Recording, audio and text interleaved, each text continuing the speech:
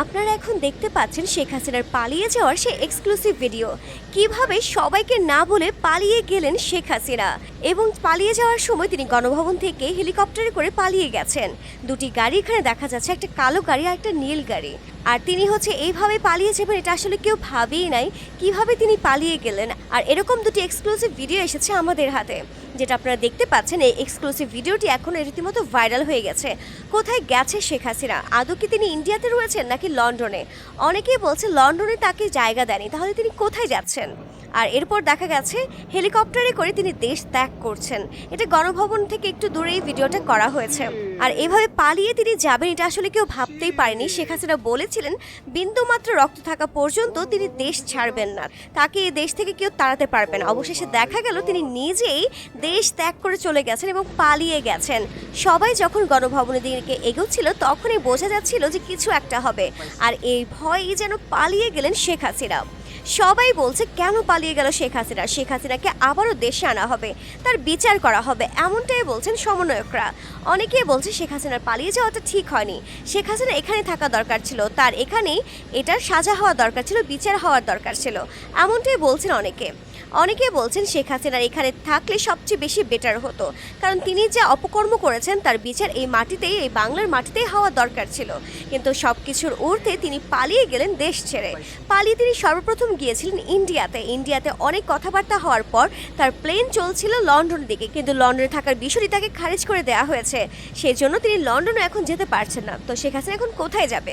তিনি দেশবাসীর জন্য আসলে কি করেছেন? আদৌ কি বাংলাদেশে যতগুলো অপকর্ম হয়েছে, অন্যায় অবিচার হয়েছে, সেগুলোর বিচার কি আসলে বাংলাদেশের মানুষ পেয়েছে? পায়নি। আর এই জন্য অনেকে শেখ হাসিনাকে দেখতে পারতেন না, কারণ তিনি অনেক অপকর্ম করেছেন, আর সেই অপকর্মের বিচার বাংলাদেশের মানুষ পায়নি। এখন আপনারা সবাই বাক স্বাধীনতা পেয়েছেন, মন খুলে কথা বলতে পারবেন। আর এই মন খুলে কথা বলতে না পারার জন্য অনেকেই বলছিল বাংলাদেশে বাক স্বাধীনতা নেই।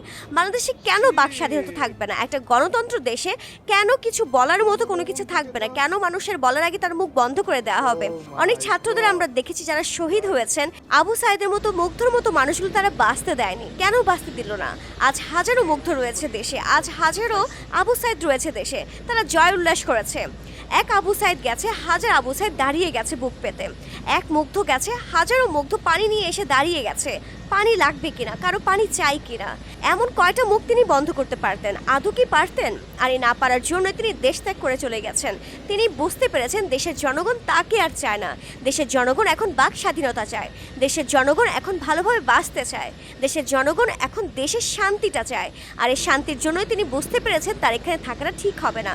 কিন্তু বিচারের আওতায় না এসে তিনি চলে গেলেন, পালিয়ে গেলেন। আর এই জন্য অনেক সমন্বয়করা ক্ষোভ প্রকাশ করেছেন। সবাই বলছেন তার এখানে থাকাটা দরকার ছিল, তাকে দেশে এনে এখানে তার বিচার করতে হবে, বাংলার মাটিতে তার বিচার করতে হবে। অনেকেই বলেছিল এটা তার উচিত হয়নি এভাবে পালিয়ে যাওয়া, তার একটা বিবৃতিও প্রয়োজন ছিল, কিন্তু বিবৃতিও তিনি দেননি। সেই সময়টুকু তার কাছে ছিল না। তিনি কতক্ষণে পালাবেন, কতক্ষণে দেশ ছেড়ে চলে যাবেন, এটাই ছিল তার মনে। অন্যদিকে দেখা গেছে সবাই মিলে গণভবন দখলে নিয়ে সব কিছু নিয়ে হই হুল্লাস এবং আনন্দ জোয়ারে ভাসছেন সবাই। মিষ্টির দোকানে মিষ্টি যেন শেষ হয়ে গিয়েছে।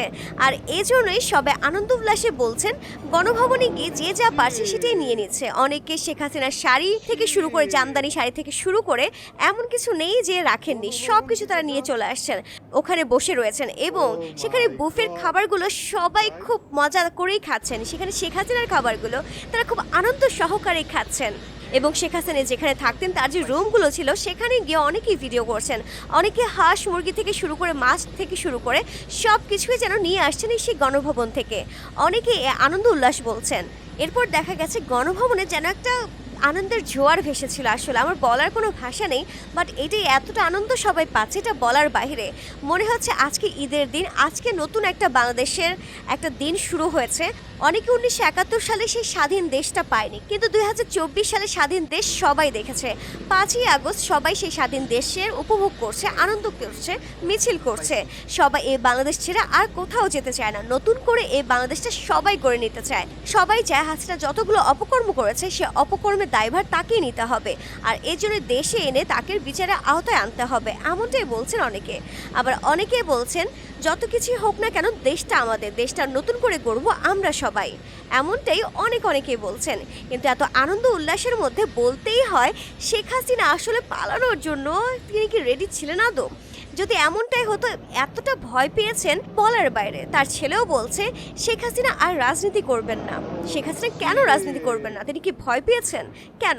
শেখ হাসিনার ছেলে জয় বলেছেন মা অনেক বেশি হতাশ হয়েছে, কিন্তু হতাশ হবেন কেন? তো ডিয়ার ভিউয়ার্স, শেখ হাসিনাকে নিয়ে আপনাদের কি মন্তব্য? অবশ্যই তা কমেন্টস করে জানাবেন।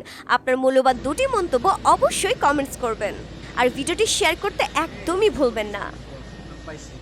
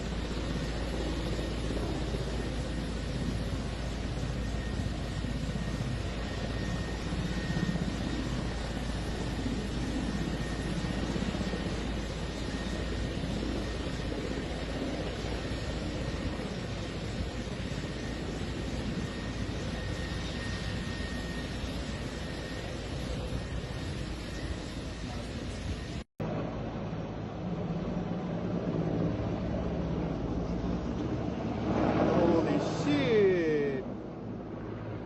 Shit! গণভবন থেকে just Oh my god! Guys?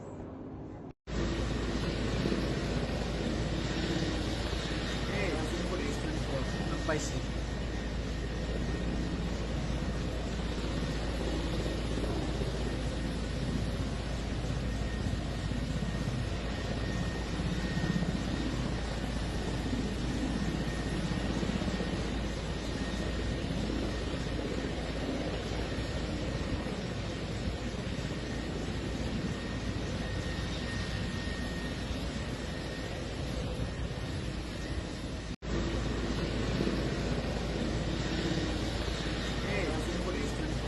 পাইছি।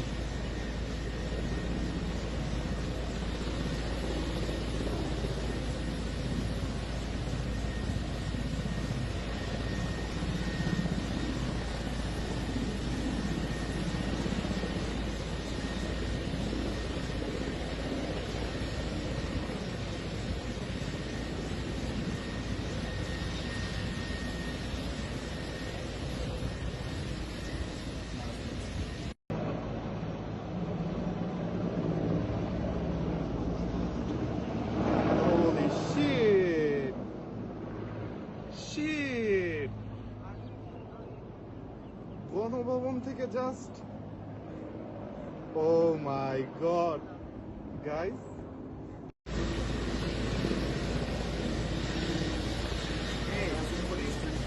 পাইছি।